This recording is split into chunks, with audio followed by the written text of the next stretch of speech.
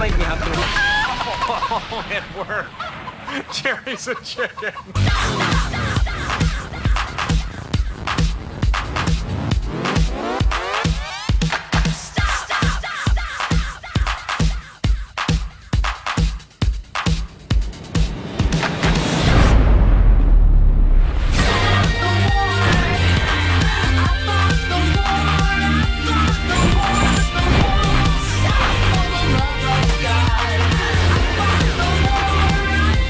Mustache Man, your worst nightmare has arrived.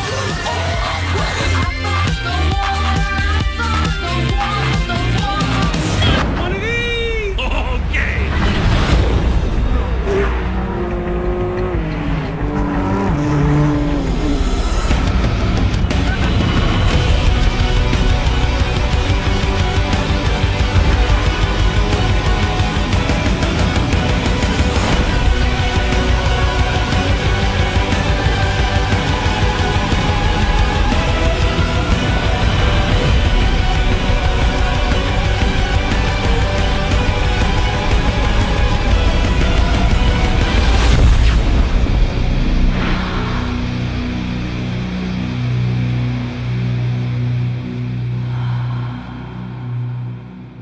Ladies and gentlemen, please welcome Andrew House.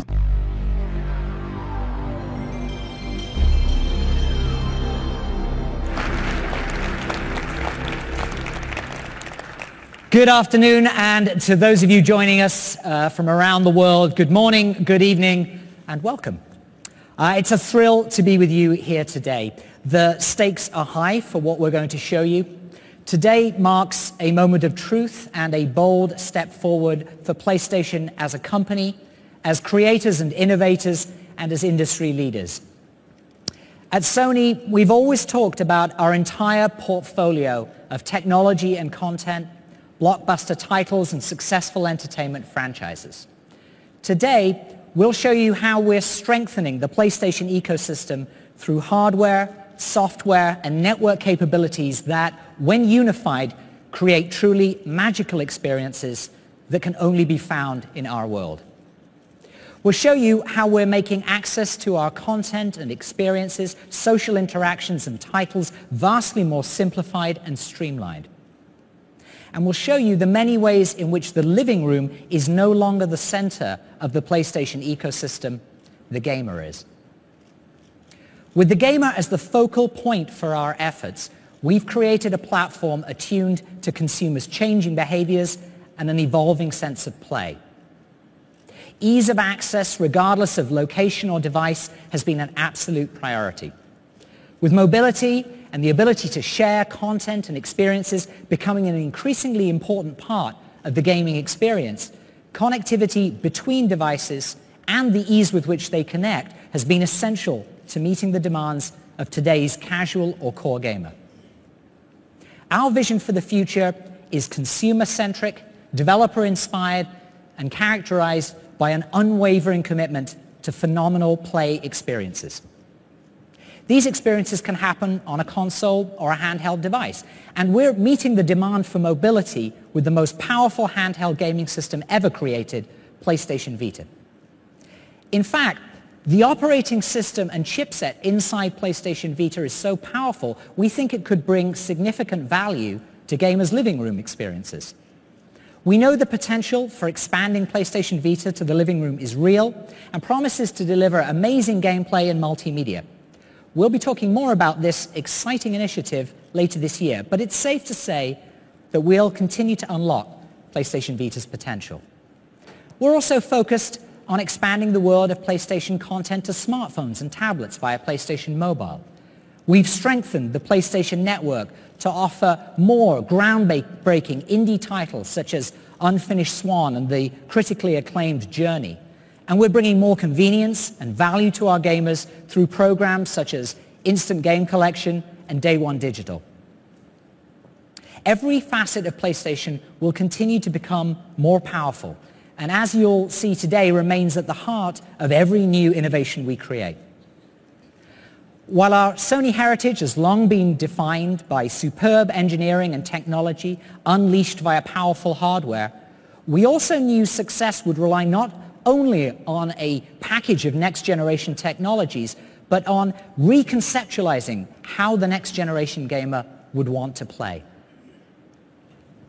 While we once had changed the gaming landscape, now the consumer was changing us. From mobility to multi-format play to greater community engagement, as well as platforms designed to enable access to entertainment, social media, and more, the demands for a new platform were clear. Conversations with the wildly talented and ambitious minds found within the developer community helped us understand what would define the new and the next for them. We painted a picture of the future that would revolutionize not just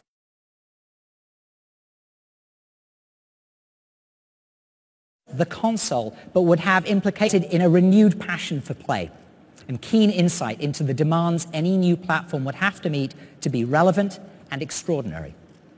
Today, we will give you a glimpse into the future of play, a reimagination of the gaming experience that has been developer-led, consumer-inspired, and powerfully and thoughtfully engineered by Sony Computer Entertainment.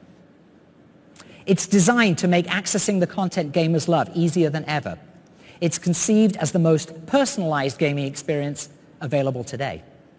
It is, consistent with our heritage in gaming, delivering the most powerful platform ever.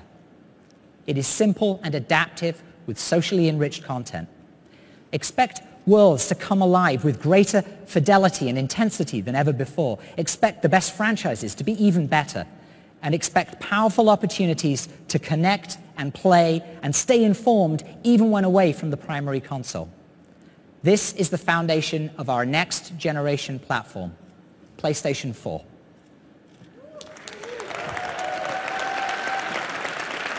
Thank you.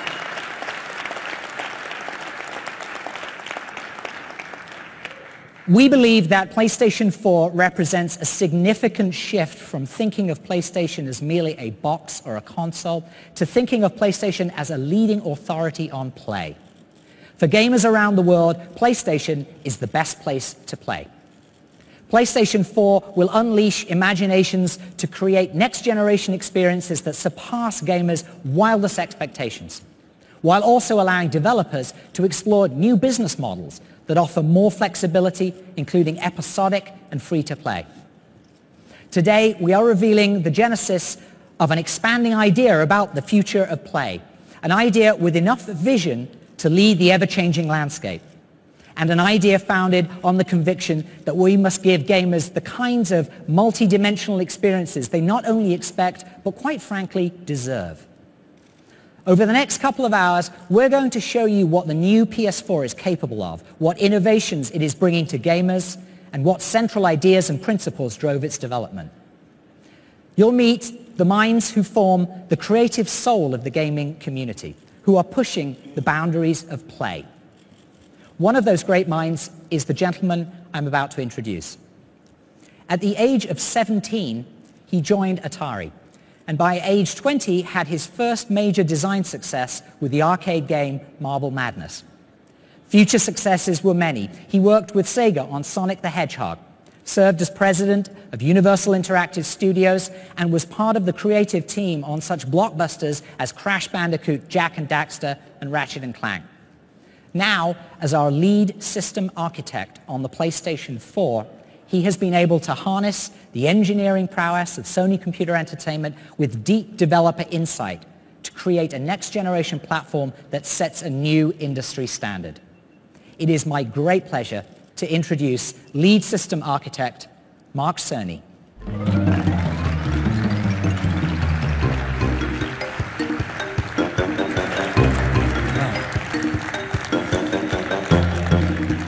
Thank you, Andy. Thank you for the warm welcome, and thank you all for being here today. As Andy mentioned, my role on the development of the next generation platform started about 5 years ago. At that time, we began to look at how the console architecture could free developers from painful technological limitations and enable them to create the game experiences that they'd always been dreaming of making. We also looked at how the whole PlayStation ecosystem could be evolved as well to allow the player to take a dynamic, preference-driven path through the world of content. So when we started this process, it was the early days of the PlayStation 3, which is to say, at a time of great transition in technology and how we use it. Every major console, all the way from the Atari 2600, which was the dominant console when I started in games some 30-something years ago, all the way up through the PlayStation 2, had pretty much been a single-purpose device. Insert the cartridge, the CD, the DVD, power it on, play your game. That's all they did, and that was fine. That was the world we lived in then. But at the time of the launch of the PlayStation 3, all of that was in flux. The world was becoming a connected place, and a single device was now expected to provide a range of services and applications. Now, PS3 has done pretty well in these respects. It's the top platform for Netflix. But as a console designed before this revolution hit, there are limits to the functionality that it can provide in this new world. In addition, since the launch of PlayStation 3, we've seen a proliferation in the number and variety of devices that people own and interact with. With so many platforms to support, much less value is found today in exotic technologies such as blast processing or a supercomputer on a chip. I'm proud of what we accomplished with Cell on PlayStation 3, but at the same time, the need to radically customize technology can interfere with the design innovation that's so central to game creation. So for PlayStation 4, while we knew that the core performance of the console would be vital to its success, the cross-disciplinary team that we assembled had several additional goals. For one, we wanted to make sure that nothing would come between the platform and the joy of play. When I think back to the launch of the PS1, there was a real fun factor that was an intrinsic part of the PlayStation DNA. The whole world was our audience, and we had a remarkable time evangelizing the message that gaming was fun. We also wanted to be sure that the system architecture could fluidly connect the player to a larger world of experiences and provide easy access to everything PlayStation has to offer across the console and mobile spaces and the PlayStation Network. And finally, we wanted to hear from developers. We spoke to dozens of the best teams in the world. We wanted to know what was important to them. We wanted to make them happy. Because if they were happy, we knew we could unleash the creativity and innovation that would result in a true next-generation experience. Our goal was to create an architecture that would facilitate the expression of their ideas. Now, we couldn't come right out and say in 2008 or so, what would you like to see in a next-gen console? We had to talk our way around the topic. But they knew what we meant, and their comments were invaluable in crafting the system specs. And we were able to create, in PlayStation 4, a platform by game creators for game creators. It is a powerful and accessible system, and it has a deep feature set to support the ongoing development and evolution of gaming itself. Now, the architecture that we chose is like a PC in many ways, but supercharged to bring out its full potential as a gaming platform. For the CPU, we chose the most familiar architecture on the planet, the x86, allowing us to tap into over 3 decades of programming expertise. For the graphics processor, we decided to use a highly enhanced PC GPU, something that would be easy to develop for in the early days of the platform lifecycle, but at the same time, a GPU with remarkable long-term potential. And for system memory, I'm proud to announce that we are equipping the system with 8 gigabytes of high-speed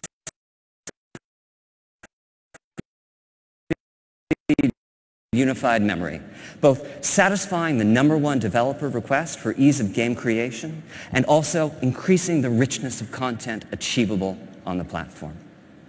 And this system memory is backed by the massive local storage that only a hard drive can provide. Overall, this architecture is designed to ensure that the very best games and the most immersive experiences will reach the player.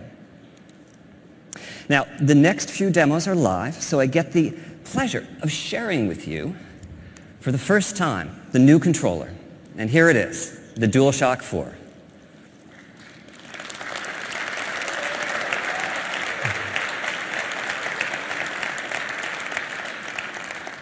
Thank you.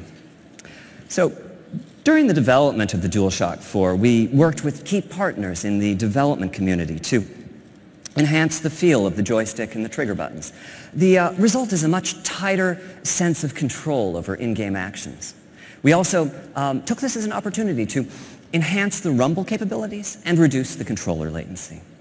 And finally, we added a few new features. A touchpad as a new form of input, a share button and a headphone jack to enhance social interactions, and a light pad as a light bar as a simpler, more friendly way to identify players.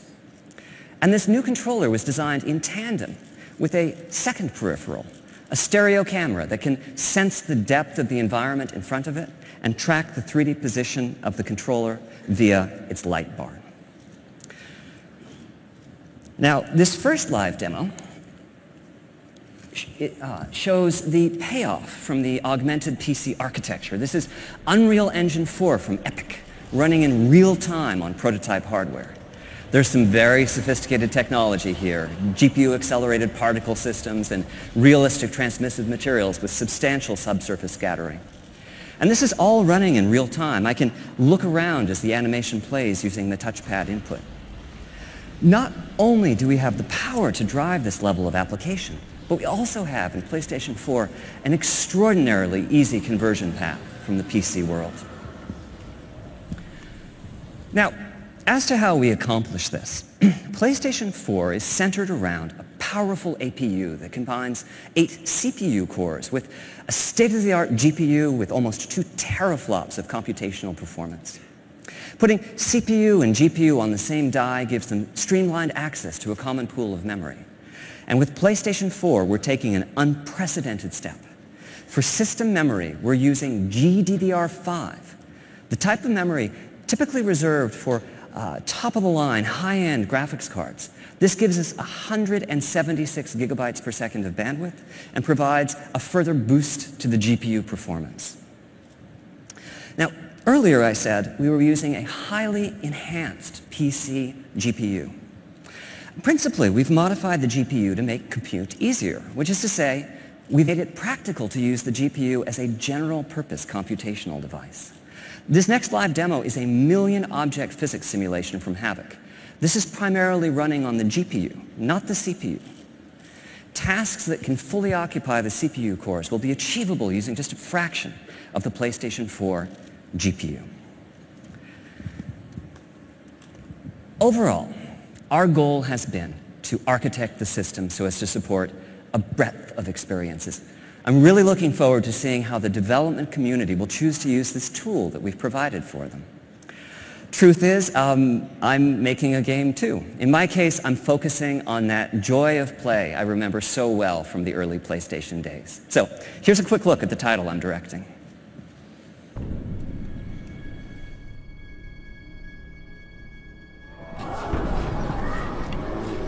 War has come to our peaceful land. We must send our best to neutralize this threat. A veteran explorer, military might. Yes, Doctor. I would like to make a small addition to the team. Behold my greatest creation, Knack. Just go slow, little buddy. You'll be fine. He looks a little delicate to me. Knack is capable of explosive growth. He will be invaluable in the fight against the goblins.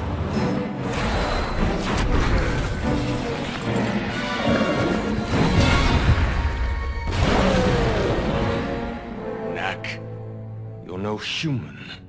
Why do you work for them?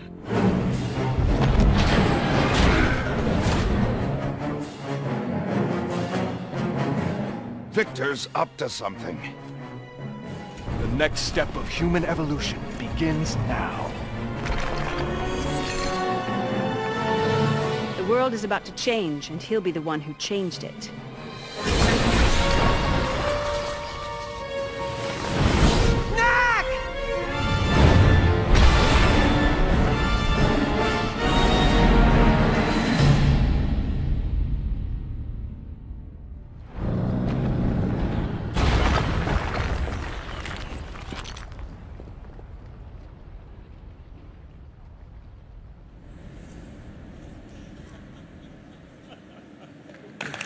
Thank you.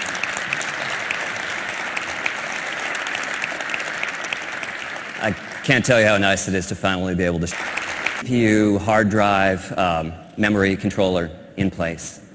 The next design task for our team was to create the larger user experience that would surround the games. And we chose 5 key principles as the basis for this experience: simple, immediate, social, integrated, and personalized. Now, these are just words, but concepts such as simplicity were extremely helpful in crafting the overall system architecture. Games continue to evolve, some becoming very complex indeed, and the processing power of the system is an exponential leap over its predecessors. But at the same time, we wanted the platform itself to be consumer-oriented, with a premium placed on functionality and ease of use. For us, simplicity meant that powerful functionality needed to be just a button press away. Speed of response is also vital. Immediacy is no longer an ambition when creating system UI, it's an expectation with players. So on PlayStation 4, we've put together a feature set, assisted in many ways by custom hardware, that radically reduces the lag time between consumers and their content. For one, the hardware supports suspending and resuming of play sessions. Just hit the power button and the system enters a low power state, with the play session preserved in RAM. The minutes that it takes today to boot a console and load a saved game will be a thing of the past. On PS4, you'll just hit that power button again and promptly be back playing the game at the exact spot you left off. PlayStation 4 also has a secondary custom chip that manages uploads and downloads. As a result, it's possible to download or update games in the background, or even with the main power off. And we're taking this one step further. On PlayStation 4, digital titles are playable even as they are being downloaded. When you purchase a title, you download just a fraction of the data and begin playing. The rest of the data is downloaded in the background as you continue to play the game. Our next key principle is social.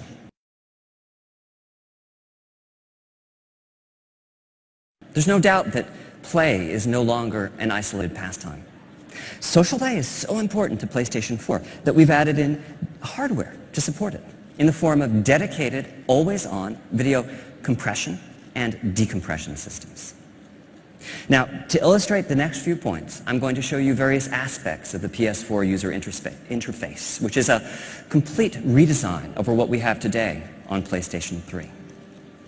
Part of what this dedicated video compression and decompression hardware does is it enables seamless uploadings of recordings of gameplay. Just hit the share button on the controller, scan through the last few minutes of gameplay, pick a portion, tag it, and return to your game.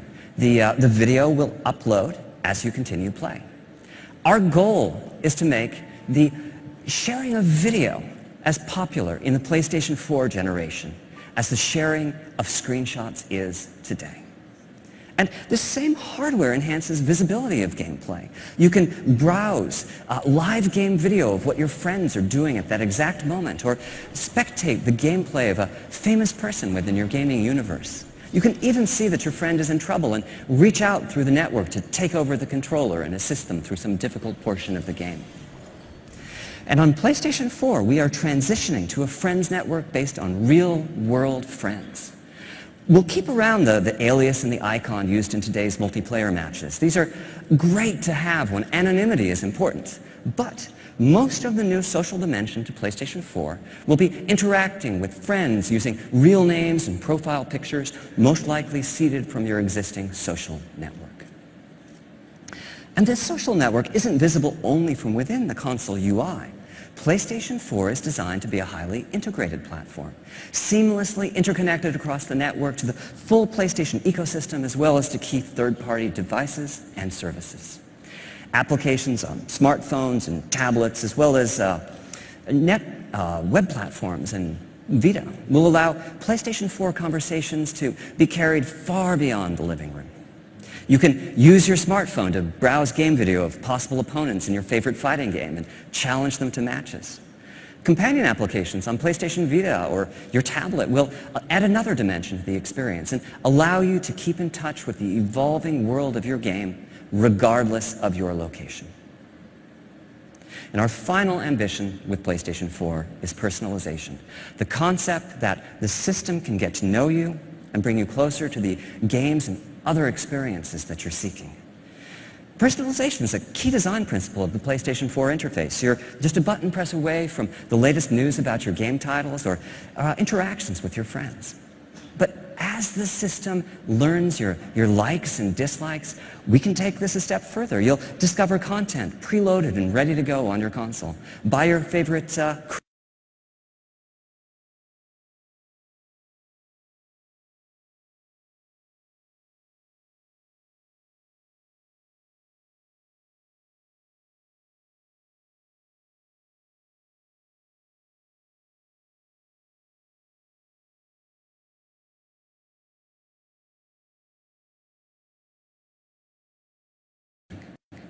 And in order to do that, we knew we would need to design to the dreams and ambitions of the developers who create the content that game players crave. And we knew that these game players would expect ease of access, simplicity, and control over their content and their experiences, and that a successful new platform would need to not only meet, but also exceed their expectations. We've therefore taken a deeply consumer-focused and developer-centric approach to the design of the PlayStation 4, resulting in gaming experiences that evolve and ensuring that PlayStation continues to offer the best place to play. As a developer and creator, and certainly as a gamer, I'm thrilled about the vast potential of the PS4 to empower new and even more compelling game experiences. And that's the end of my section of today's presentation. Thank you very much for your time.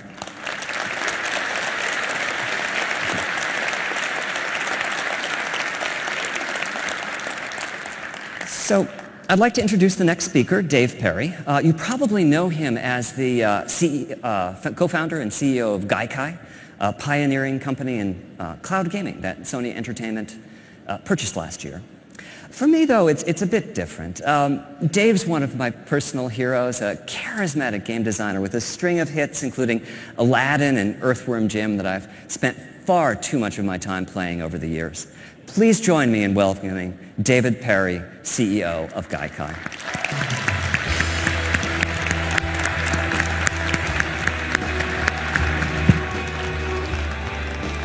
Hey, thanks, Mark. It's truly an honor to be here with everyone in the room and the millions watching live around the world. I can't tell you how excited the Gaikai team and I are to be working on the PlayStation 4 platform. They're actually back at our office watching live through the internet right now, so hi everyone. As Mark mentioned, I've proudly spent nearly all of my life playing and creating video games. We all remember powering up our first PlayStation and the adrenaline rush that followed. It wasn't just a piece of hardware that gave us the goosebumps. It was knowing that the PlayStation would be delivering new experiences that pushed the gaming forward into completely new territories. And that's precisely what we're doing with PlayStation 4 and the PlayStation Network, integrated with our Gaikai technology. PlayStation 4 is an incredible platform, and it's imperative that the PlayStation Network delivers a connected experience that is equally incredible and delivers on the vision of the PlayStation 4. With the network, you'll fight together, you'll become champions together, and you'll conquer the world together. The gamer is at the center of the PlayStation Network, so every decision that we're making for the network is scrutinized to ensure that it delivers on what gamers want most out of their entertainment experiences.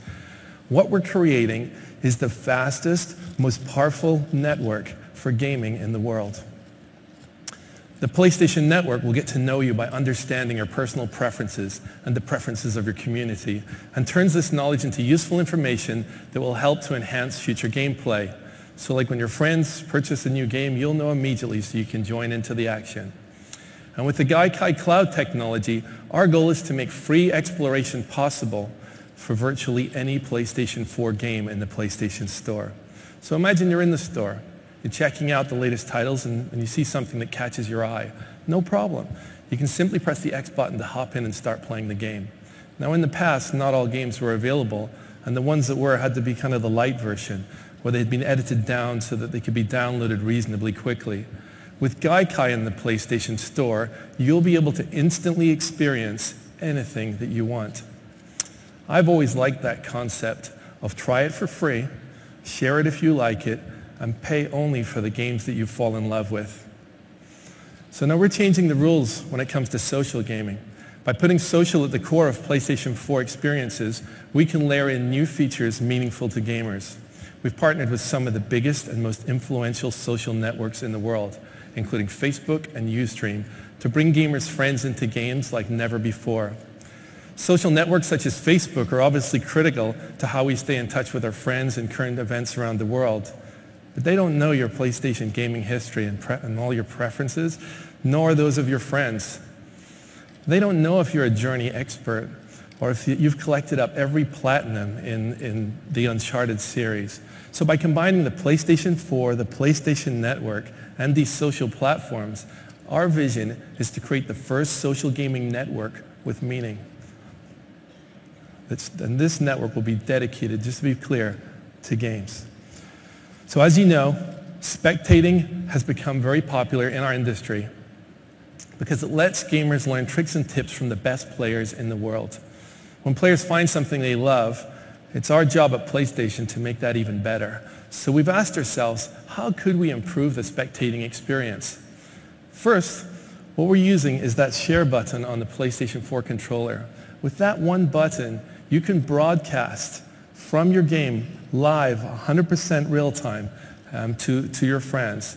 It's an incredible innovation and something that has never been possible on console before. And we could have stopped there, but we kept pushing. So we're making it so that your friends can actually look over your shoulder virtually and interact with you while you're playing. And if you allow them, your friends can also post comments to your screen. You can solicit support from them, or you can just trash talk with them, and you can even be inside a different game. But wouldn't it be cool if you were stuck in a difficult level, like you just can't work out how to get through that door? You could ask a friend on the internet who's finished the game to take over your controller and assist. We're building this capability into the PlayStation 4 and the PlayStation Network so that your circle of PSN friends will become that much more important. And finally, we're helping fuel the imagination of our developers by giving them new spectating tools. Now imagine a developer using these tools. If they identify a gaming expert, they can give them director-level status so they can manipulate levels to assist you during your gameplay. Developers can insert command buttons for certain levels where friends can drop in special items for you, such as giving you a health potion when you're in critical condition. We've also partnered with Ustream to give gamers multicasting capabilities. And that means you can schedule a set time and broadcast your gameplay live to anyone that you want to invite. In summary, the base hardware architecture for PlayStation Network was designed to facilitate and integrate social aspects throughout all phases of the gaming experience. The PlayStation Network wraps you in your favorite content wherever you are, across the PS4, the PS3, the PS Vita, smartphones, and tablets. And we're going to give developers a simple, elegant solution for enhancing their PS4 games on second screens. A key feature enabled by second screens is remote play. Now, we believe so much in remote play that it's been built into the architecture of the PlayStation 4. So how are we unlocking remote play's potential with this next generation? The answer is PlayStation Vita. PS Vita is the ultimate companion device for PS4, enabling gamers to put their games from their beautiful HD TVs right onto their PS Vita's beautiful 5-inch OLED display. For example, say you're in the middle of an epic battle on PS4, but your kids have just taken over the living room. What do? Well, it's easy. You just use remote play to transfer the game over to your PS Vita. Now, as you saw, Mark is working on this game, Knack, on the PS4, so we brought a surprise for him today. By using remote play, he can now also play his game instantly on the PS Vita. So what do you think, Mark? I think it looks great. So this is my PlayStation 4 title, Knack, running in remote play on Vita. And the work's really well distributed between the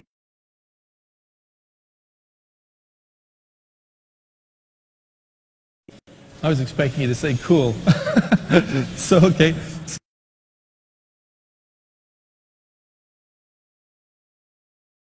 Spoken like a true system architect. Our long-term goal is to make every PlayStation 4 title playable on the PS Vita. I mean, if you think about that, even the demos that you're seeing today, some of the most incredible, we have some incredible things to show you. If you can imagine, we can make those games instantly playable on the PS Vita as well. So to make remote play between the PS4 and the PS Vita feel good, we've dramatically reduced transmission times so the gameplay is snappy and immediate. We've accomplished this by integrating some of the Gaikai technology into the PS4 system architecture that essentially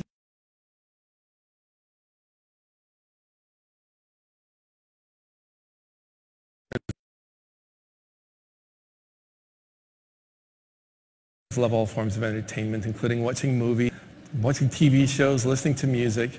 So PlayStation Network will have services including Sony's own Video Unlimited and Music Unlimited. And we're working with leading services like Netflix, Amazon Instant Video, and other media services to have them on the platform. We'll be announcing more specifics on this later in the year. Now, I've already mentioned a couple of ways that Gaikai's cloud technology and PlayStation Network will enhance the player's experiences. But PlayStation Network in the cloud can present additional value to PlayStation gamers. For example, over the past 6 years, PlayStation 3 has built an incredible catalog of titles that is unmatched in the industry. Although PS3 titles aren't natively supported on the PS4, we're exploring some very unique opportunities enabled by cloud technology with the long-term vision of making PS3 games ubiquitous on any device. The technology is so advanced that someday we could easily put PS1, PS2, PS3, and the PS Mobile games on any device, including the PlayStation 4. This would fundamentally change the concept of game longevity. Imagine having access to all the old games you love and the ability to get them up and running in seconds wherever you are on whatever device you have near you. Everything, everywhere is the challenge that PlayStation has put before our teams. That's the vision of the PlayStation Cloud service, and it's going to require us to build the fastest global network ever made. Now, Gaikai won a Guinness World Record for our prototype network, but now I'm happy to announce that the project has been fully greenlit by Sony. So this is not an investment into advanced technology and infrastructure. This is an investment into the millions of loyal PlayStation gamers across the world who would love to have all the past, present, and here today, but you can be certain that it and the PlayStation 4 will change the way that we play. Now, I've described the vision and the strategy behind PlayStation 4 and the PlayStation Network. Let's hear how some of the world's most accomplished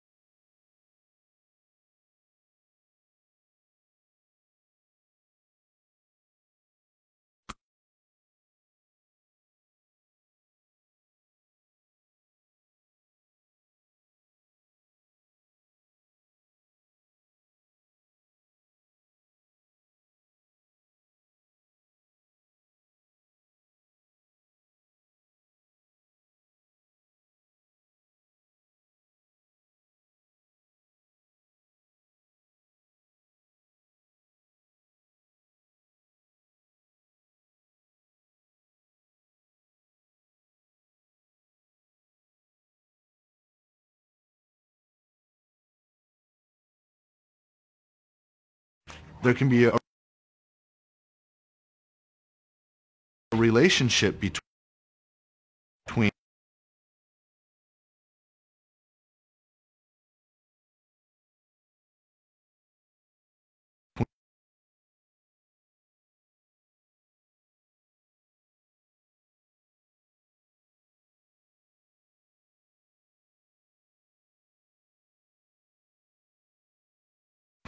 the kind of content that I'm interested in and how the options are presented to me. So this system actually is very much aware of the player and what's going on in the room at any given point. So for example, when I go to the PlayStation Store, right now I see advertisements and commercials for a lot of games that I'm frankly not interested in. Having a good way to present you the games that you're interested in is very important for us. If we want everyone to be engaged in gaming and love it and understand it, we just got to make it easy for everyone to get into that and not waste everyone's time. That doesn't involve 3 minutes of boot up and disk shuffling and sort of all of these things that are just like a nuisance between the impulse to play a game. So immediacy becomes an important goal. I want to make the decision to experience something or to access something, and I want it right now. There isn't any more waiting time, there isn't any more startup. I literally walk in, pick up the controller, hit the start button, it just goes. It's a huge win for gamers. You're able to download the first bit of the game and start playing it before the next 20 gigs downloads. One button press away, and you get what you want.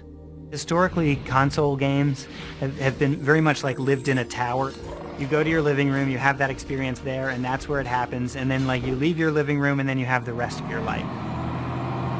Looking ahead, integrated gaming experiences will follow you everywhere that you go.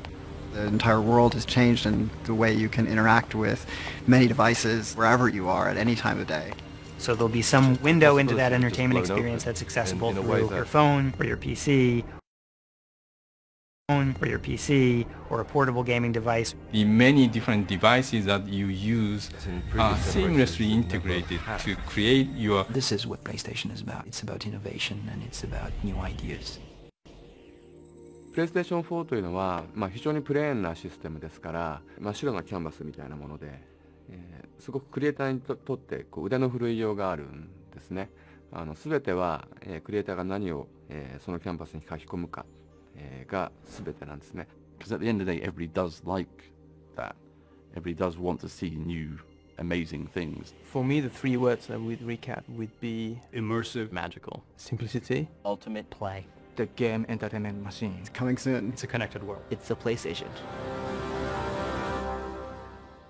Ladies and gentlemen, from Worldwide Studios, please welcome Michael Denny.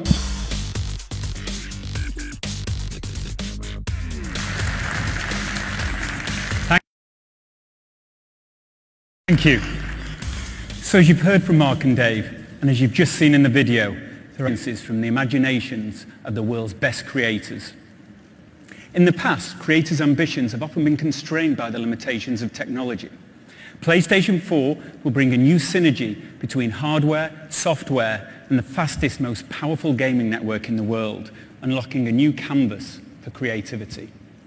From the outset, our game creators have been given the opportunity to collaborate with our hardware and system software engineers to help shape PlayStation 4's unique feature set. So with this powerful synergy, deeper, more connected experiences and a newer emotional state of play are made possible. At Worldwide Studios, we are privileged to work with the world's best development teams. And whether working on new IP or reinventing existing franchises, PlayStation 4 has ignited their creativity to build exclusive new experiences that until now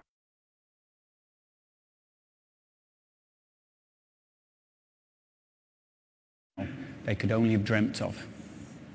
So, I guess what a lot of you have been waiting for, let's take an early look at some of their work. Please welcome on stage the Managing Director and co-founder of Guerrilla Games, Hermen Hulst.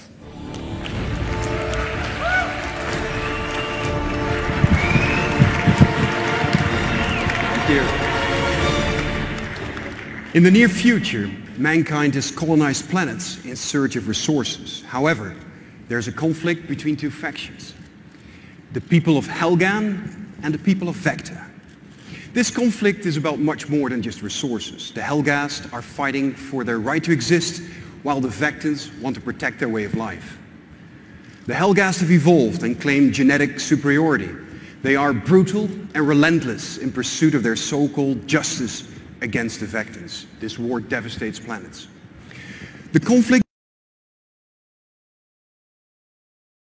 draws parallels to Cold War Berlin, with two factions living side by side, divided by a vast wall. This is a story about the loss of home, the search for a new home, and the lengths to which people go to defend it. This is Killzone Shadowfall.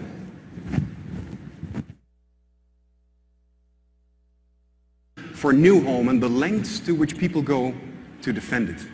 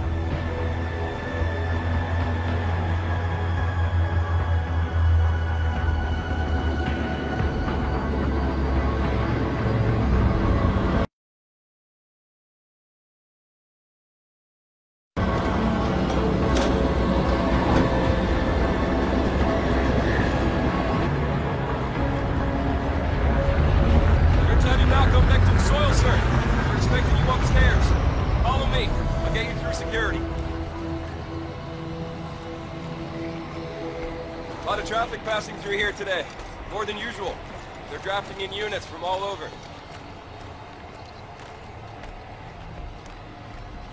It's the waiting around that messes with your head. Guess now you're here, things start moving, huh? Nobody gets through without... Back up! Back up! Let him through! This way, sir.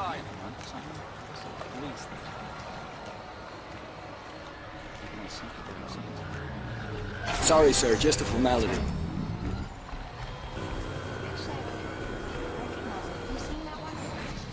Okay, clear. Please proceed.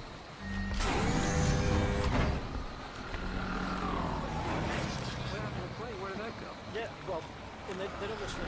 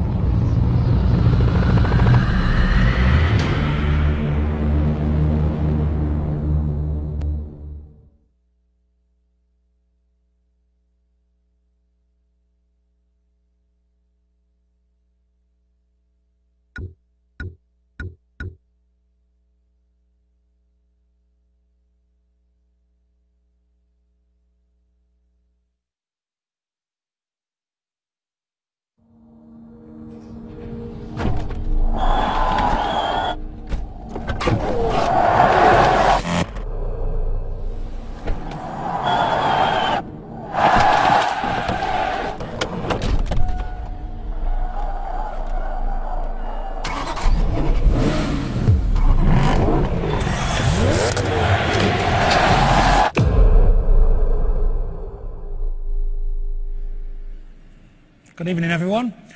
I'm Matt Southern from Evolution Studios, and we're making the game we've always wanted to make. It's called Drive Club, and it's all about team-based racing. I've waited so long to be able to tell you about it. It's existed as a concept at the studio for 10 years. We trademarked the name Drive Club 9 years ago. You can check it online. At its heart, it's always been a very simple concept about driving the very best cars in the world, in the greatest locations in the world, but crucially, doing it together.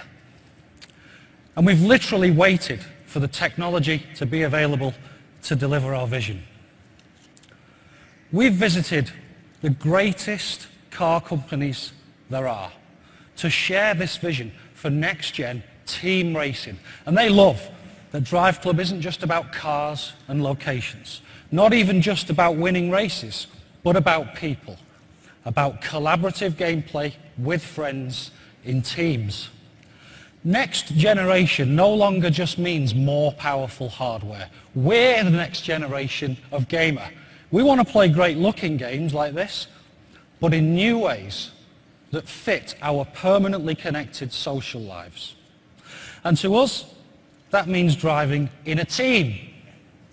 Drive Club is a game to play in real clubs, asynchronously and in real time, against other clubs all around the world. The gameplay isn't specifically about races, it's about challenges, and rewards you for playing in groups even if you aren't top of the leaderboard, much like the best squad-based first-person shooters do.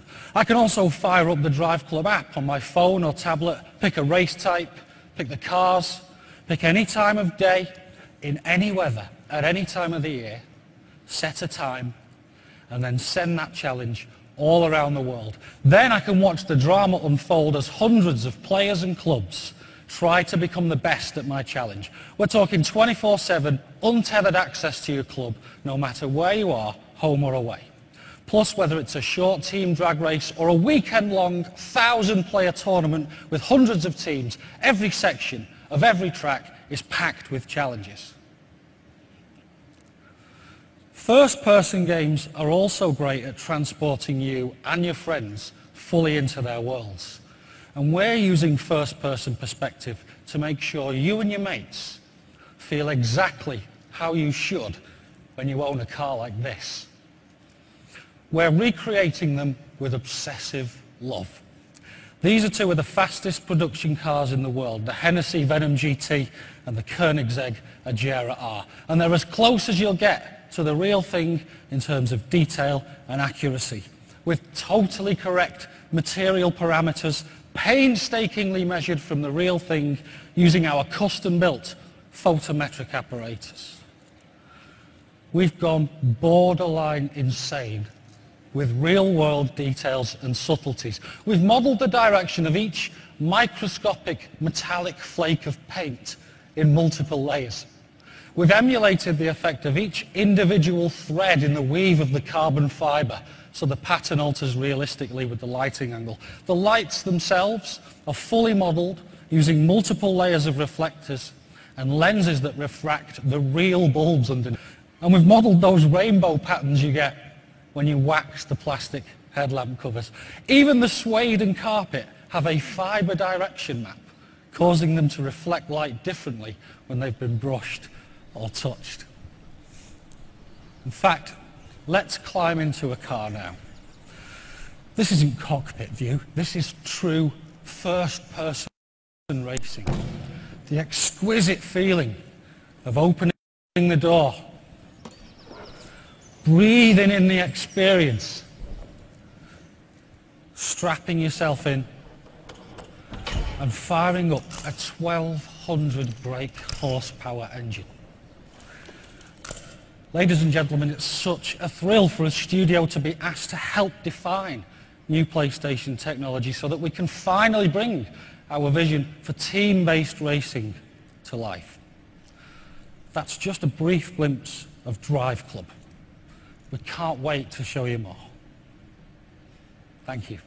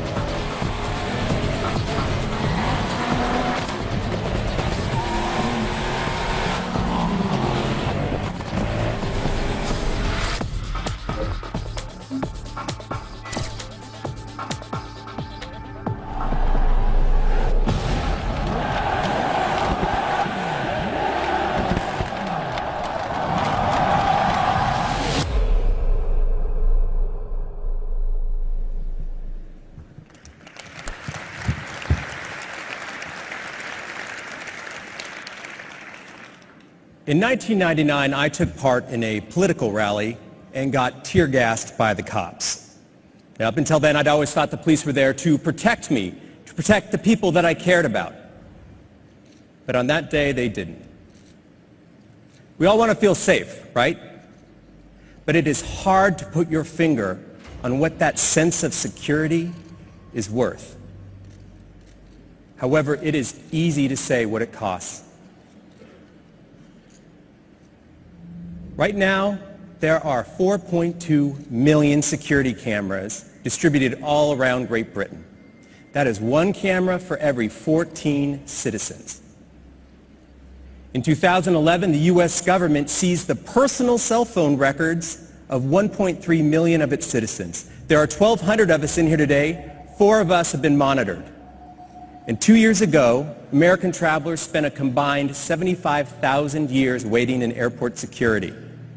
You add that all up, that is 1,000 lifetimes lost in line in just 1 year. Our security comes at a high price. Our freedom. Now, picture how things would change, how the world would react if a handful of people suddenly developed superhuman abilities, capable of unleashing incredible carnage without ever pulling a trigger or lighting a fuse. These people would be living, breathing weapons that could pass through any metal detector or X-ray scanner or even a strip search completely undetectable. We already live in a culture of fear. Picture how things would change. How much control would any of us have over our own lives? And which of us would have the courage to fight to get our freedoms back? I'm Nate Fox, here to introduce to you Sucker Punch's latest game, exclusive for the PlayStation 4.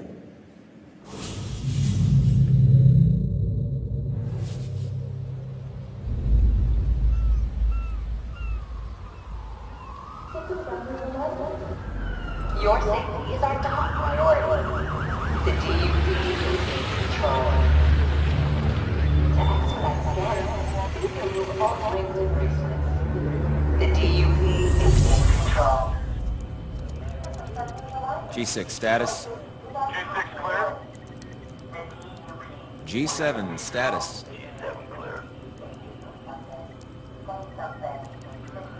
H1 status. What the hell? What was that? I don't know. B2 status? What should we do? B2 repeat status. On me. Keep your eyes peeled. The DUP is in control of the situation. Up there! We lost B2. Check in B5, B5.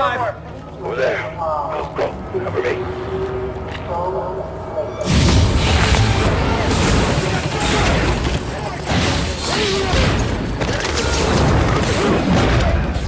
I want him alive. Stop right there! On the ground! Now! The DUP is in control of the situation.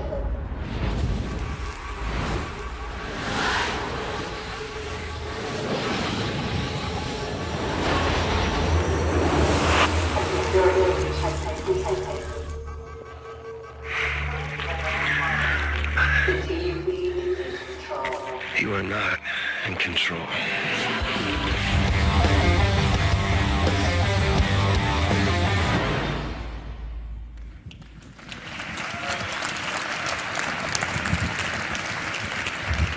Thanks, Nate. And I'm pretty sure he's just won the backstage suite for the coolest game introduction of the night there. And thanks to all the guys for introducing 3 already amazing looking games that not only look fantastic, but allow a depth of gameplay that will take our players to a new level of immersion. PlayStation has always been proud to offer the best gameplay experiences. Now often that means deeper and more intense versions of experiences that we know we already love. But sometimes best can mean things that are surprising, things that don't always fit, things that can help us pioneer new ways to play and embrace the unexpected. PlayStation will always be a leader in encouraging creators to push the boundaries. From supporting smaller indies with their highly innovative and sometimes left field ideas, to supporting more established teams in their quest to take creative risks that other publishers simply won't take. In the next few minutes, we would like to take you on an adventure into the imaginations of three amazing creators who continue to inspire us with their unique visions. The first comes from one of the world's most acclaimed independent developers. PlayStation remains steadfast in our support for the indie development community. By offering self-publishing on PlayStation Network, we'll continue to provide the most open console to enable smaller developers to easily bring their breakthrough titles to PlayStation gamers. So please join me in welcoming on stage the creator of the captivating and critically acclaimed Braid to introduce his team's latest creation that will debut on PlayStation 4, Jonathan Blow.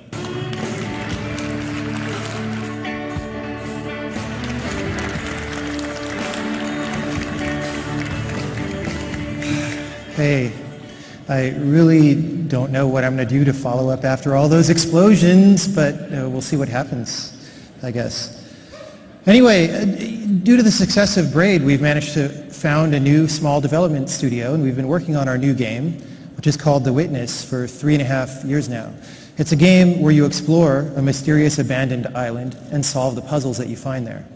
But at its heart, at its core, it's a game about epiphany, that instantaneous transition of the mind that takes you from confusion to understanding.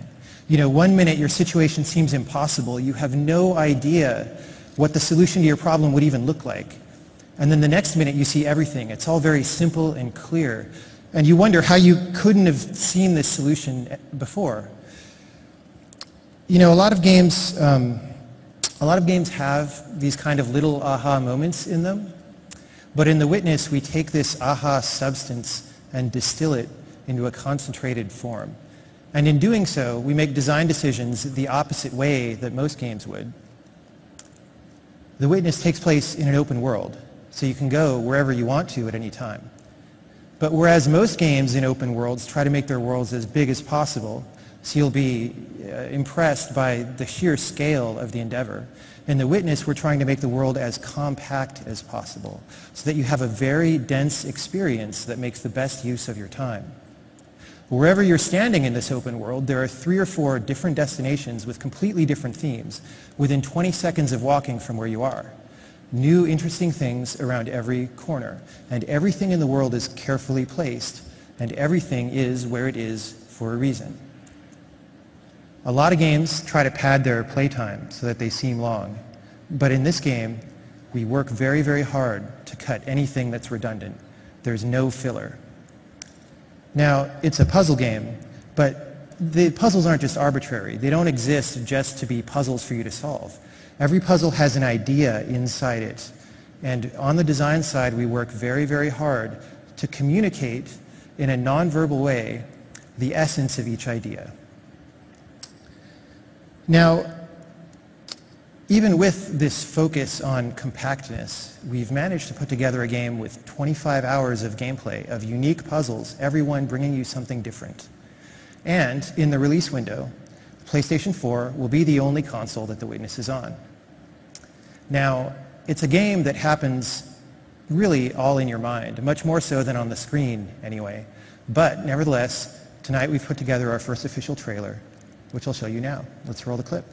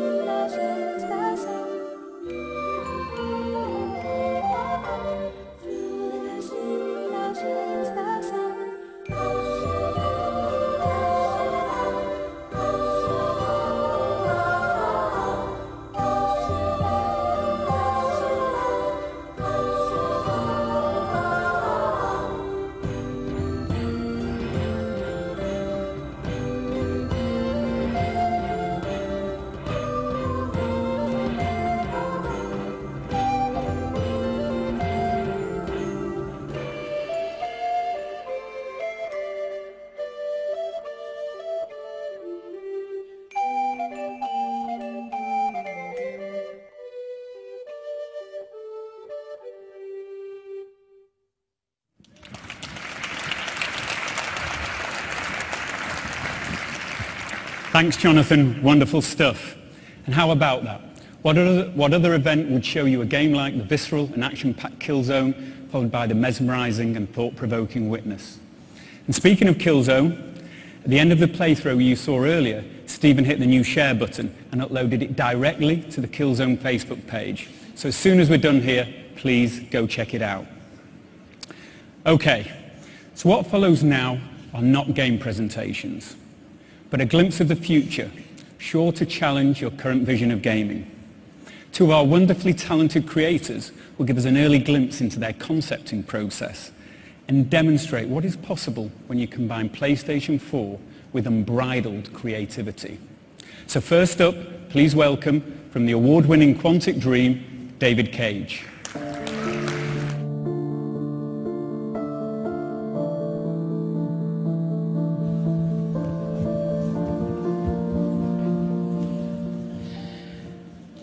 When people ask me, what is the feature you want the most on future hardware platforms? My answer is always the same: emotion. Getting the player emotionally involved is the holy grail of all game creators. We all try to trigger intense, subtle, and diverse emotions. We try to make players forget that this is just a program animating pixels on the screen. We don't want them just to watch something. We want them to live it and suspend their disbelief, experiencing that magic moment where they live in a different reality.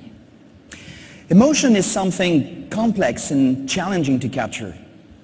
It's conveyed by graphics, animation, sound, cinematography, dialogue, of course gameplay.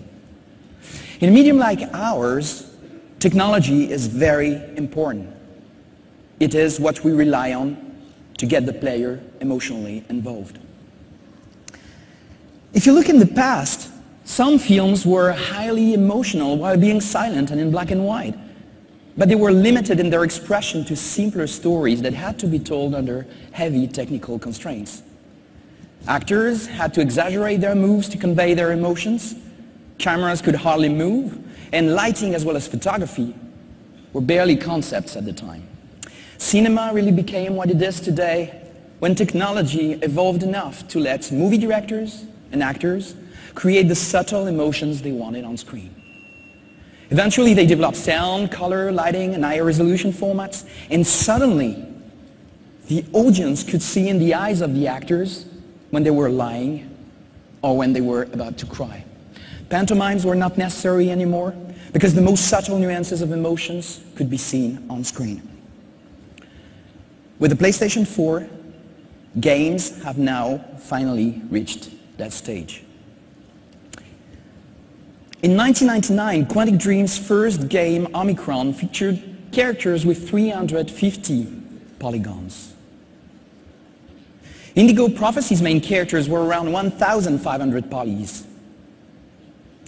Heavy Rain's character were about 15,000, Chara at 20,000. This year, Jodie Holmes and Beyond will be about 30,000 polygons. On PlayStation 4, this is what you can get.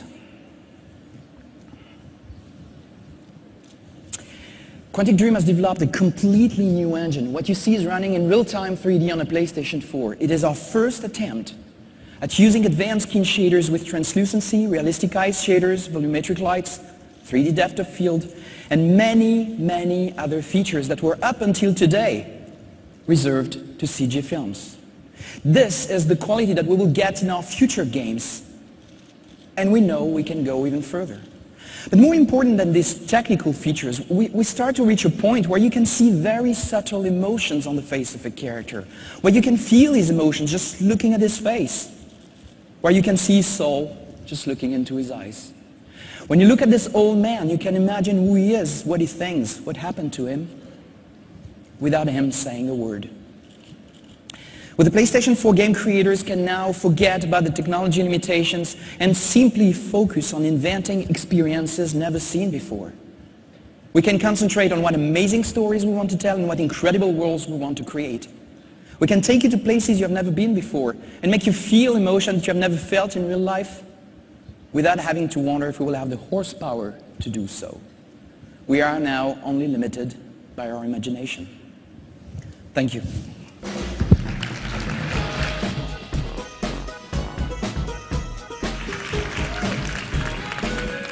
Wow, David, please can I have a copy of that skin shader? But I mean, seriously, it's just amazing to be able to get that emotion in the eyes. It's really hard. So, hello. I'm Alex Evans from Media Molecule, and Michael asked us to just give a little insight into our creative process over the last few years at our studio. And, you know, when we first heard about the PlayStation 4, we began thinking, what can we do to turn creative gaming and take it to the next level? Because that's what Media Molecule was founded to do. It was to use this amazing device to bring the creativity of every PlayStation user to the fore. And creativity takes many forms these days, whether it's taking a picture, cosplaying as Kratos, or 3D printing a customized character. It's easier than ever to show off your skills, and with the internet, you can reach millions of people. So creation is everywhere, but it can feel kind of fractured and complicated. And so we thought, how can we cut through all the crap? And we realized there's a simple way of thinking about all of this. What we wanted to do was let you record your dreams. Think about that for a second. Record your dreams. You see, the PlayStation 4 for us at Media Molecule should be the creative console. It's the place you go to be inspired. It's the place you go to experience other people's dreams or to make your own.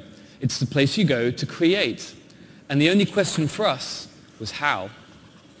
When we looked at how people create digitally, especially in 3D, things just haven't changed in the last 5 or 10 years. As a graphics programmer, vertices, textures, UV mapping, they've been the bane of my life and the artists I work with for many years.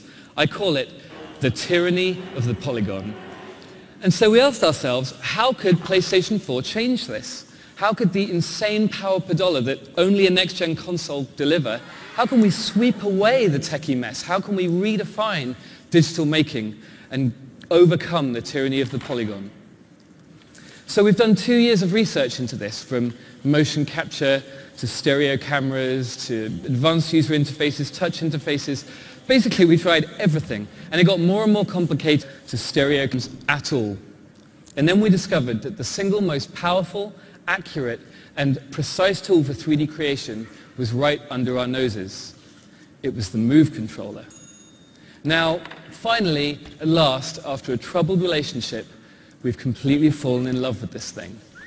Dear Move controller, I'm sorry it's taken us so long to realize this, but we're going to marry you with the power of the PlayStation 4. We are going to revolutionize making. You're great. So one of the first things we built with this was a sculpting tool, and we've been using it for a while now.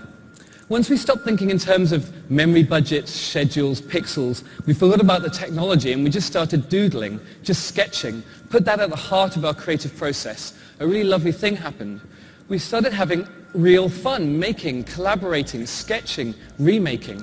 It doesn't matter where you start out because you can take a left turn at any time that inspiration strikes and go somewhere even cooler.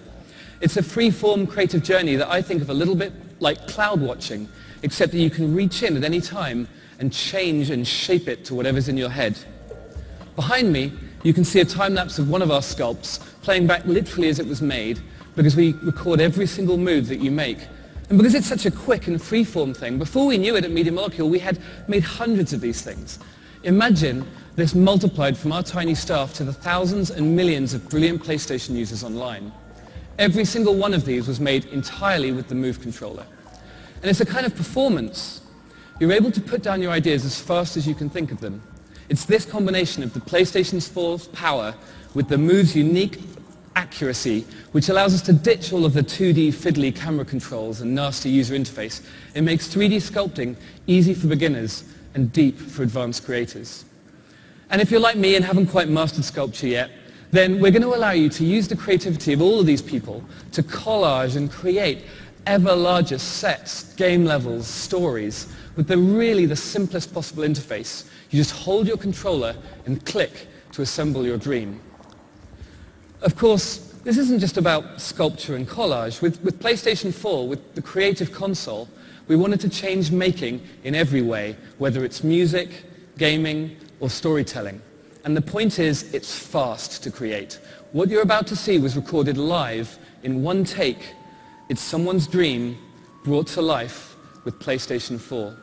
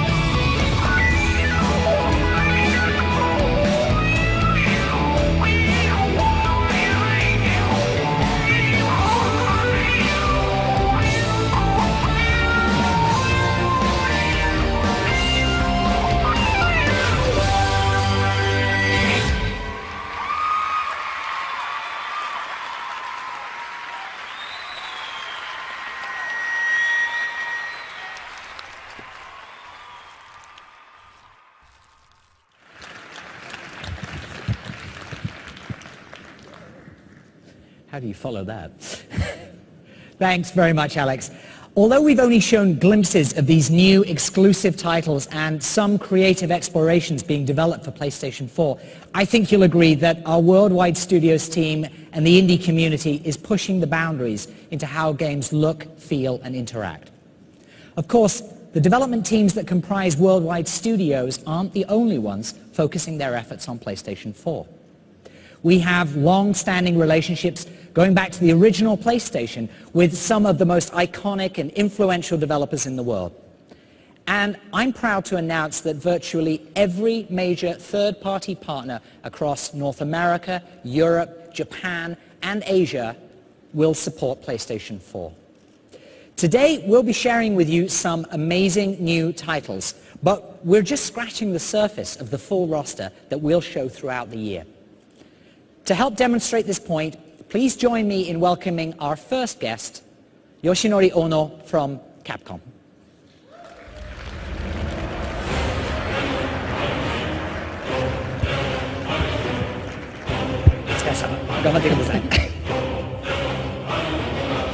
Hi everyone. Do you want to stretch? All right. So, I'm not talking about Street Fighter today. So, good morning, good evening, everyone. So, and good morning those in Japan. I have really been looking forward to tonight's presentation. You have no idea how badly I wanted to tweet about it, but I persevered. It feels good to finally be able to talk about this stuff. I hope you are eager to listen as well. This event is being streamed to Japan as we speak. So we will be conducting this presentation in both Japanese and English. 日本の皆さんおはようございます。これから日本語で僕がプレゼンテーションをさせていただきます。カプコンは今までのタイトル、テクノロジーの進化、これはプレイステーションと一緒に歴史を歩んできたと言っても過言ではありません。Capcom's technology and the games themselves have changed a great deal over the years, keeping pace with PlayStation's evolving technology and business style. プレイステーション1の時代、我々は 2D アニメーションからバイオハザードというタイトルで 3D に大きく変革のテクノロジーをしてきました。The technology of the original PlayStation allowed us to move beyond the 2D sprites to which we'd grown accustomed and break new ground with IPs such as Resident Evil. プレイステーション2の時代、DVD ロムという新しいビジネススタイル、そしてエモーションエンジンという新しいグラフィックエンジンを我々は手に入れて、新しい IP、鬼武者シリーズとデビルメイクライを作り出してきました。The DVD-ROM technology and the Emotion Engine, brought to us by the PlayStation 2, allowed us to create visually stunning titles that took advantage of newly developed graphical engines. Titles such as the Onimusha series and Devil May Cry would not have been possible without the technology that the PS2 brought to the table. そして PSP の時代です。今まで家庭用でしかできなかった経験を外に持ち運ぶ、そしてネットワークにつなぐ、この形で我々はモンスターハンターシリーズを生み出してきました。The PSP allowed us, for the first time, to take our PlayStation experience out of the living room and into the world, using communication technology to bring such experiences like the Monster Hunter series to life. 2D アニメーションのシンボルであったストリートファイターシリーズ、そして恐怖体験のシンボルであったバイオハザードシリーズ、これを今の時代にしっかりと蘇らせたのもプレイステーション3の技術があったからだと思っています。The most gorgeous 2D art the Street Fighter series could muster upon its rebirth. The progression and evolution of the Resident Evil series and the utter fear that it instills, all this immersion, all these fantastic effects, we owe it to the PlayStation 3 format. 我々はこのプレイステーション4の時代、新しい時代へ走ってみたいと思っています。And now here we are, with the announcement of the PlayStation 4, we are proud to help usher in a new era of entertainment. 我々は今まで MT フレームワークというエンジンを使って開発を続けてきました。We've been hard at work developing a new engine suited to the PlayStation 4 and its power, the next evolutionary step from our MT Framework engine. プレイステーション4、この新しいビジネススタイル、そして新しいグラフィックエンジンに対応する新しいエンジン作りを今進めています。We continue to refine this engine to ensure that it takes advantage of the incredible technology, power, and business style that the PlayStation 4 embodies. このエンジンコードネームパンタレイは新しいテクノロジー、そしてそのテクノロジーを使うツール、そして新しいゲームデザインに対応するべくただいま目下開発中です。This new engine, codenamed Panta-Ray, by taking advantage of current technology and providing the tools necessary to harness it, will allow us to take game design in entirely new directions. 本日はこのパンタレイの上で動いている新しい IP、そしてプレイステーション4の上で実際動いている映像を今日は皆さんにお届けしたいと思います。I'd like to show you a little something that represents a new IP running on the PlayStation 4 using the Panta-Ray engine.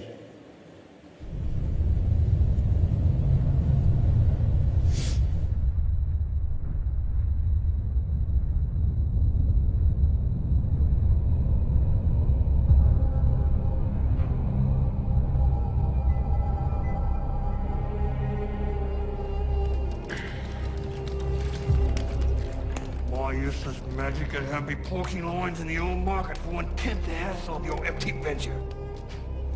Why were you following him anyway? Let's find this bloody third gate.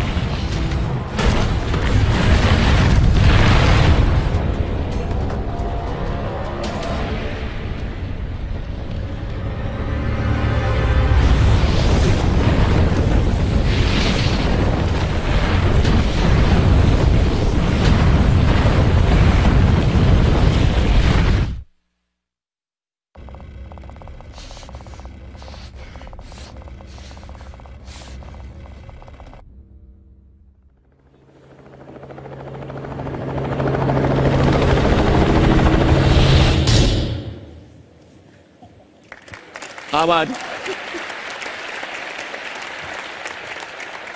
このディープダウン、そしてパンタレイは今目下開発中です。So as we speak, Deep Down is being developed concurrently with the Panta-Ray engine. このプレイステーション4という新しいアイテム、そして新しい力を使って我々は皆さんに新しいゲーム体験を体験していただきたいと思っています。So we're hoping that the power and technology behind the PlayStation 4 will bring us all sorts of brand new experiences. Thank you very much for listening to our presentation. Thank you.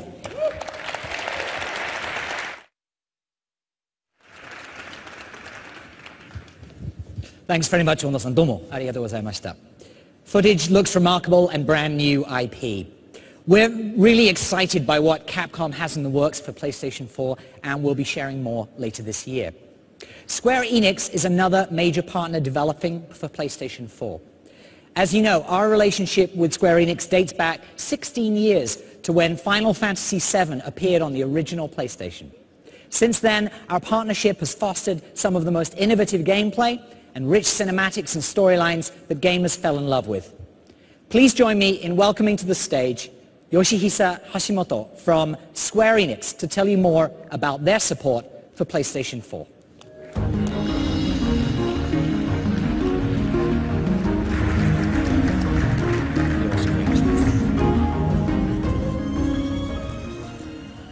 Hi everyone, good evening. My name is Yoshihisa Hashimoto. I'm the Chief Technology Officer of Square Enix Japan. It's a great pleasure to be present at the announcement of the PlayStation 4. This is a historical event for the game industry. And I'm truly honored to be allowed to give a demonstration in front of you all. Today's demo isn't a game, but rather a real-time cinematic demo running on PlayStation 4. This cinematic was created using Lumina Studio, Square Enix's state-of-the-art game engine. I believe it will give you a taste of the game experiences that will become possible with the next-gen capabilities of the PlayStation 4. Without further ado, please enjoy.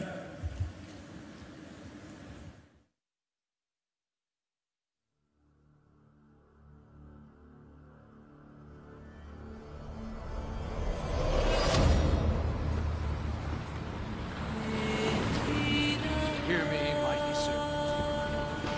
With an offering of light and darkness, do I invoke the ancient pact of binding. Once more, the wicked stand before us, threatening the sacred communion between your realm and mine. Rise, and from the time-torn rift shall our power rage forth and rain down destruction. Never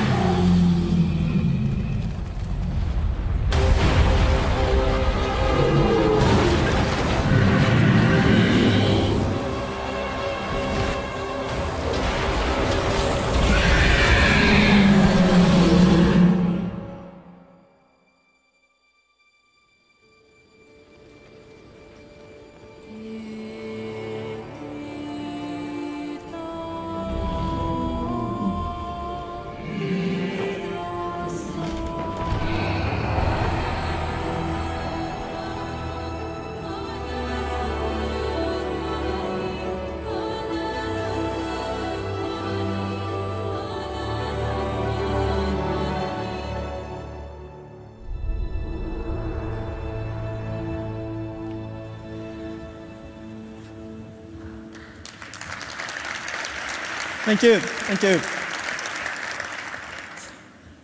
This is the level of quality that Square Enix is targeting for our next generation titles. The PlayStation 4 is a multifunctional, incredibly powerful gaming platform. Its CPU and GPU processing power are extremely high, and it has massive amount of memory, and even has wonderful social features. And the development environment is excellent, flexible, and super easy to use. In short, it's a game developer's dream. Thanks to the PlayStation 4, the possibilities of gameplay experiences have been greatly expanded, and players will be enthralled by the new generation of gameplay that will appear on the PlayStation 4. So my part is ending, but we have one other piece of information to share with everyone. I'll give the floor to the other Hashimoto to tell you about it. Well, Mr. Shinji Hashimoto, please take it away.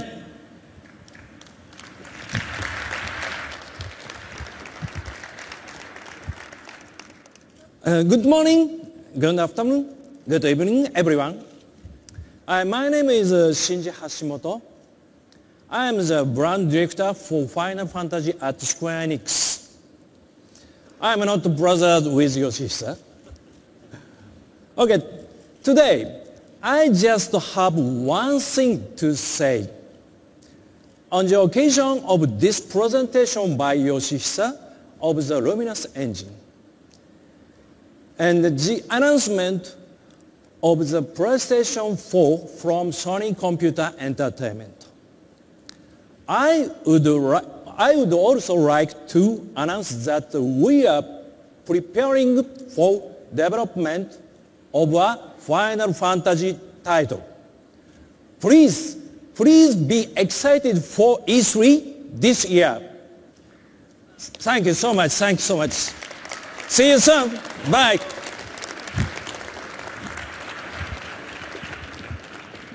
Thank you, Hashimoto-san. The Luminous Studio demo running on PS4 further demonstrates the system's graphics and computational power. I would now like to welcome a very special partner and a personal friend. Over the years, Ubisoft has become an extension of the PlayStation family, and their support for our platforms has produced hit after hit.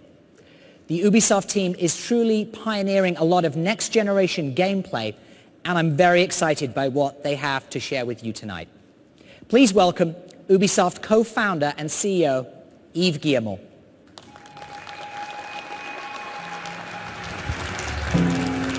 Thank you. At E3 last year, I asked you all a question. Who really controls our cities, our information, and our lives? Thanks to PlayStation 4 and our next-gen titles, Watch Dogs, we have the answer. It will be all of you.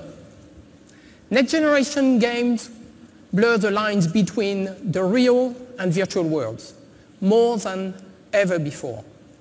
Ubisoft development teams have been hard at work with the PlayStation 4 to make gaming experiences that are more connected, more immersive, and more interactive.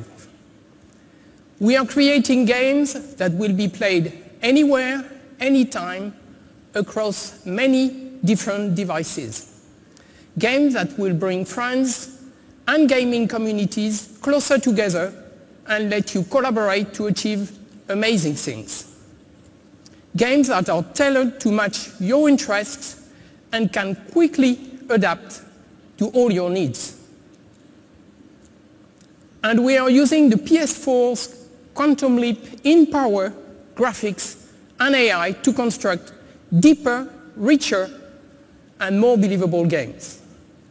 Players are going to be super excited by the PS4, and this platform will bring millions of new customers. Now, to give you an example of the kind of connected, immersive, and interactive experience, please welcome Jonathan Morin to tell you more about Watch Dogs.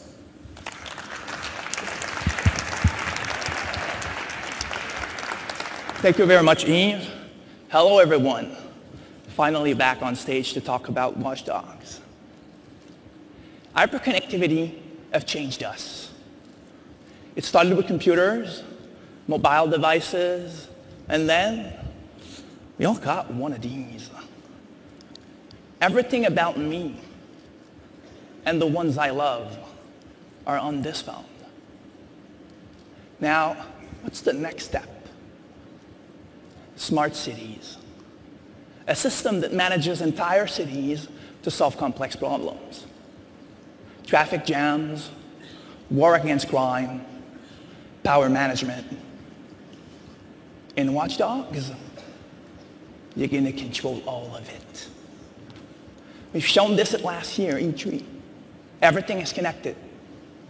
But today, I want you all to discover that everyone is connected. I want you all to feel what it's like to control Aiden Pierce and wander around in Chicago, to invade everyone's privacy without them knowing. You're all about to discover that once you can tap into anyone's lives, anything can happen dynamically in front of you.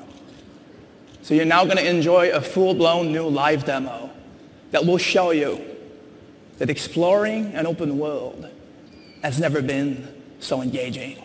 So thanks to Nick to perform for you tonight. Enjoy.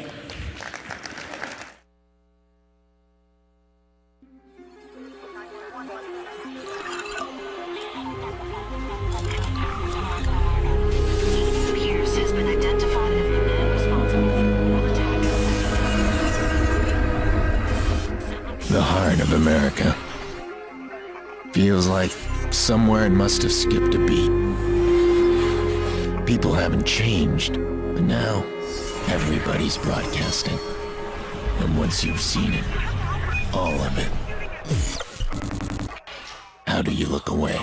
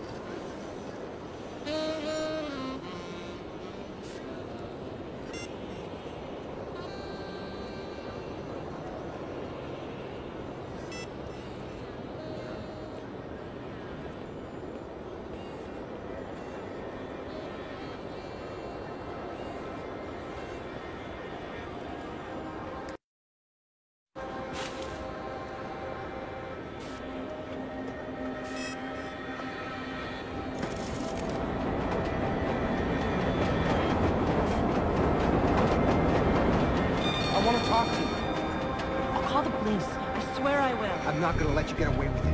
Don't touch me. I'm warning you. You don't get to ignore me. Let me go! And you think you're so special, huh? Fuck off! Leave me alone! 911, please state your emergency. Please, you have to get the cops out here. This man just pulled out a gun and started shooting. Hurry! ATOS can't authorize. Initial search for suspect now. Get away from me!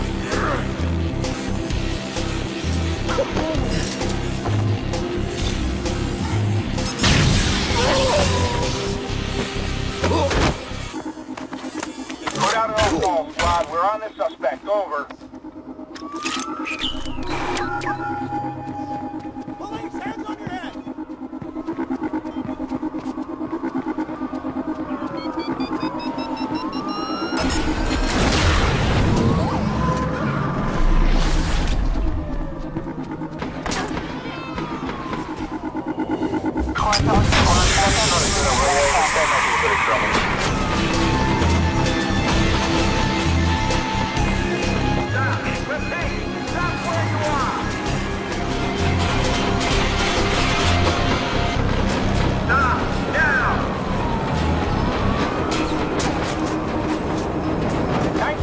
Charlie, your squad put out an all-call. We need backup ASAP.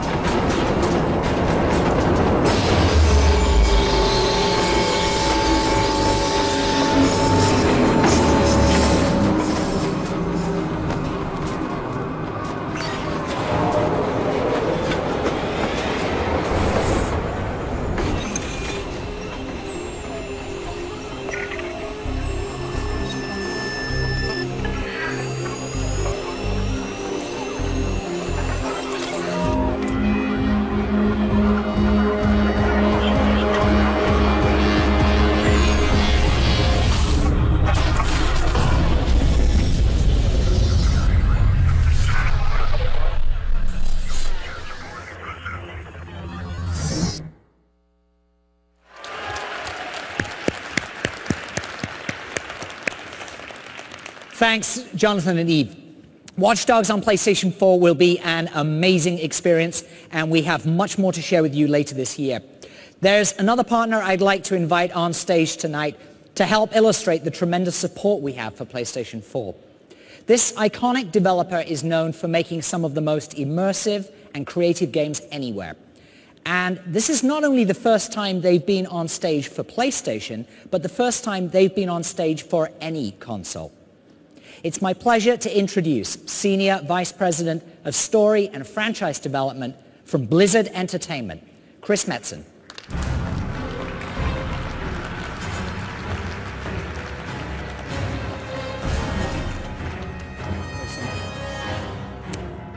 Good evening. How y'all doing? Good, good, good. Many of you are probably wondering why an old school PC game developer is kind of crashing the big Sony party tonight. I'm very pleased to share with you all that Blizzard and Sony have entered into a strategic partnership through which we will take over the world.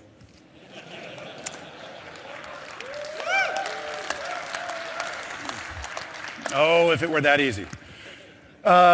You know, one of the things that people don't really know about Blizzard is that we actually got our start as a console game development shop. You know, we cut our teeth on making games like Lost Vikings, Rock and Roll Racing, Blackthorn. Thank you. Old school. You could say that console game development really is just in our blood.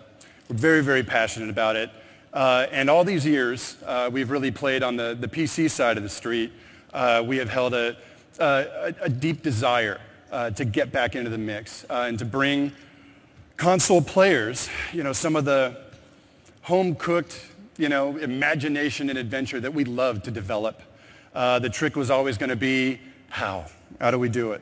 We spent a lot of time thinking about which of our franchises, you know, could translate to console, which, if any, of our game products could make the jump while still maintaining their accessibility, their playability, their ease of use. We know, in partnership with Sony, that we have our game. So I'm very pleased tonight to announce the game that Blizzard Entertainment will be bringing to the PlayStation 4.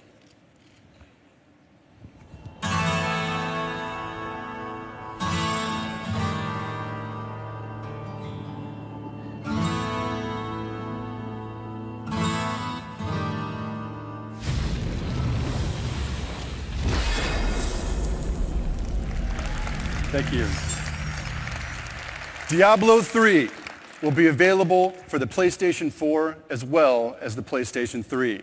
Actually, right now we have a version running on the PS3. It's amazing. It runs well. It looks great. We have painstakingly optimized our control schemes, anywhere from, you know, the entire user interface of the inventory system to player customization, even direct control over your player avatar. So, you know, if some of you have played on the PC side, you're not mashing your mouse into your desk. Diablo 3 has really never been easier to play. One of the really fun things about this version of the game is we've developed a 4-player co-op mode that's full screen. You can kind of sidestep all of the split screen shenanigans. If one of the group decides to run back to town, it's just kind of a smooth, seamless play. You can play with your 3 best friends on a couch. It was kind of one of our standby lines. One couch to rule them all. To try and, one way or another, translate some of our gameplay experience from perhaps your home office to the living room. So we thought that would be very, very cool. Coming up, I think in the coming months, we're going to formally debut the game. We're going to have some video. We're going to have playable demos of the thing. We're going to answer all of your questions, I believe, at PAX East. So keep your eyes and ears open for that. We can't wait to show you how this thing looks. It's just been amazing to watch it come together. So I guess I'll keep it short and sweet. I thank you all for your time. We're very excited about this product. We're very excited about our partnership with Sony and what the future has in store for us. Hopefully that's world domination. So again, thanks guys. We appreciate the time being here and just to be here for this amazing event tonight. The PlayStation 4 is looking killer. We hope to see you all adventuring across the darkened fields of Tristram very soon. So thanks again, guys. Have a great night.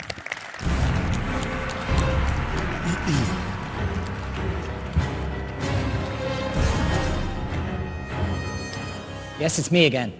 Now, there's one more partner I'd like to invite on stage tonight. This publisher is known for making not just some of the biggest video games on the planet, but some of the biggest entertainment franchises in any medium on the planet. They are one of the driving forces behind turning video games into mainstream popular culture. It's my pleasure to welcome to the stage the CEO of Activision Publishing, Eric Hirshberg.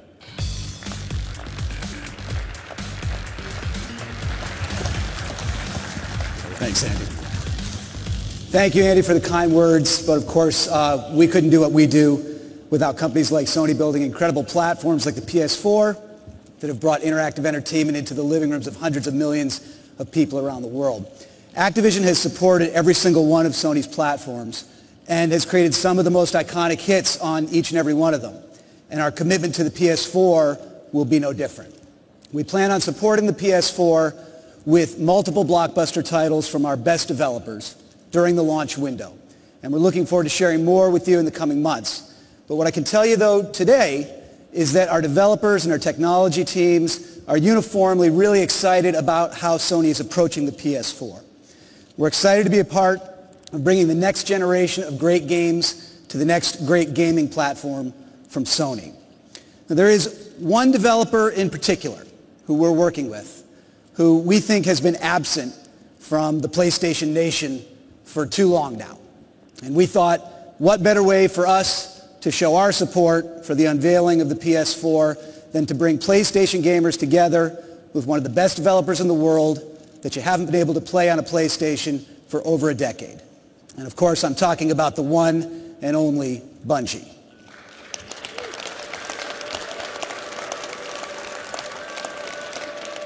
Last week in Seattle, we gave the world its first glimpse into our ambitious 10-year project together called Destiny. And Jason Jones, the visionary developer, co-founder of Bungie, and project director of Destiny, wanted to say a few words about why he's excited to bring Destiny to the PS4 and also to unveil a few more glimpses of in-engine footage here tonight for the first time. Take a look. Hey everybody, it's great to be here. I want to tell you a little bit about what Bungie's been doing for the last few years. After Halo, we ask ourselves the question, what next? What's worth doing? When you have a studio with this much talent, what do you point it at? How could we take a genre that we know and love so well, the first-person shooter, and turn it on its head again? And our answer is Destiny. Bungie's next great FPS. In Destiny, we've created a fantastic new universe for players to explore, full of mystery and adventure. We've built a persistent online world where players grow and customize their characters. And we focused from the beginning, not just on the great competitive experience that players demand from a shooter, but to make sure that playing Destiny cooperatively with your friends was going to blow your mind. Destiny is going to be amazing on PlayStation 4. It's a great piece of gear. And we can't wait to see what PlayStation fans do when they set foot in our world for the first time.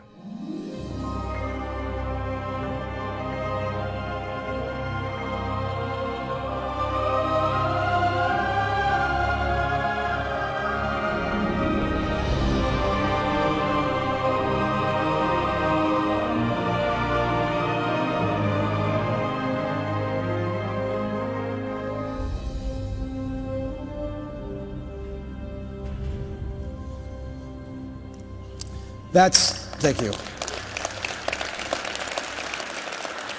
That makes 2 Jason Jones sightings inside of a week, so you'll hear from him again in 2025. Destiny is an ambitious project. It's what we're calling the first shared world shooter. It's something we're putting a lot of creativity and resources behind. We're very excited to bring it to the PlayStation 4. And to tell you a little bit more about it, it's now my pleasure to introduce some of the key leaders at Bungie. Andreas Jenkins, John T. Barnes, Marty O'Donnell, and Bungie's president, Harold Ryan.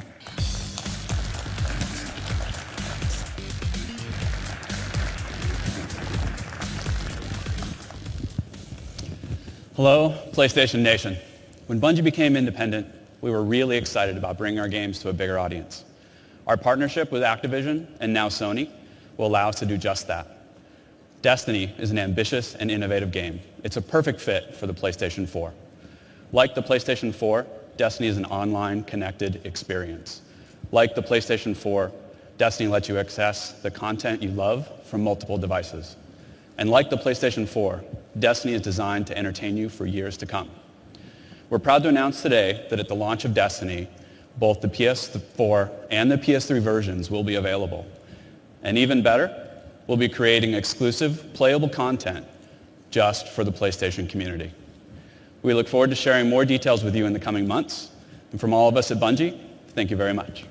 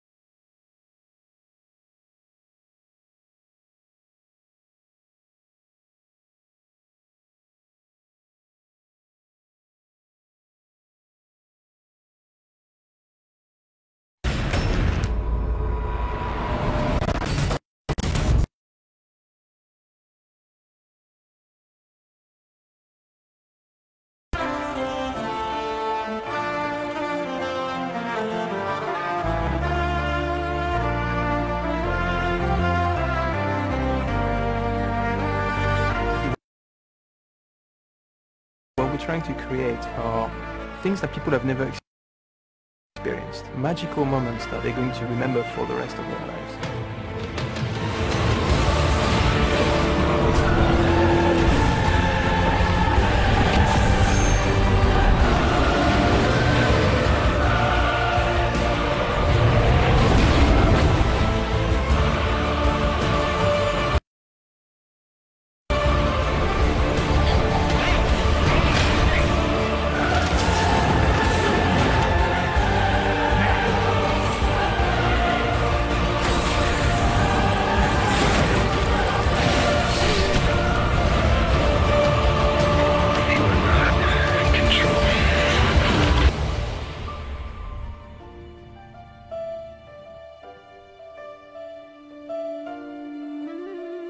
I would like to make a small addition to the team.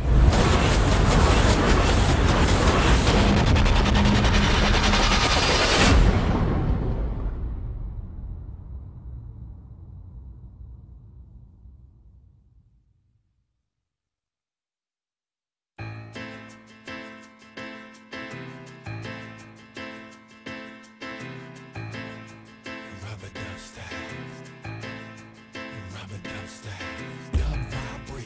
in my